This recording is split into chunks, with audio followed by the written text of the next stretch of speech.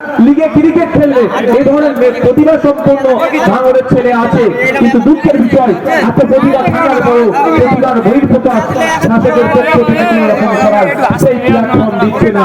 ফলে এদেরকে কি করতে হচ্ছে? অর্থ খরচ করে, সময় ব্যয় করে কলকাতা গিয়ে ট্রেনিং নিতে হচ্ছে। আমি বিধানসভার মধ্যে বলেছি, মাননীয় ইউথ সার্ভিসেস এন্ড স্পোর্টস মিনিস্টারের দৃষ্টি আকর্ষণ করেছি, ভাঙড়ে একটা উন্নত মানের স্পোর্টস কমপ্লেক্স দিতে হবে।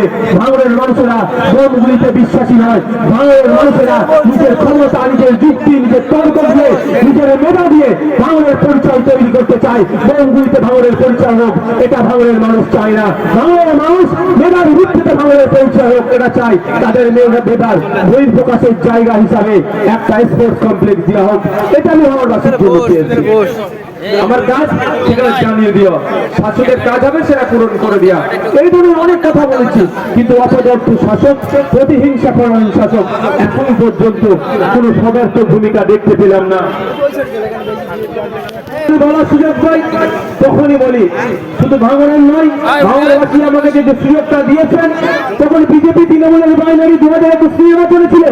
একদিকে সিএ এর ভয় দেখিয়ে কামড়ানো হচ্ছে, আবার সিএ কে দিয়ে মলম লাগানো হচ্ছে।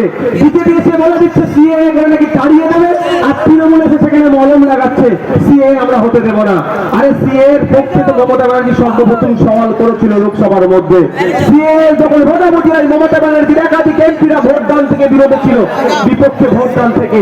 এর থেকে বড় পরিচয় মমতা ব্যানার্জি বা তৃণমূলের কি হতে পারে? ওরা তো মনে প্রাণে চাইছে সিএ হোক, আর তোমাকে আমাকে তারা আবার একটা প্রচেষ্টা চালাচ্ছে। আমি একটা কথা বলি, ভয় পাওয়ার কোনো জায়গা নাই। সিএ ভারতীয় মানুষ নাগরিককে তারাবার ক্ষমতার কারণ, ভারতীয় নাগরিককে তারাবার ক্ষমতার কারণে এটা মাথায় রাখবেন। ভয়টা কেন হচ্ছে?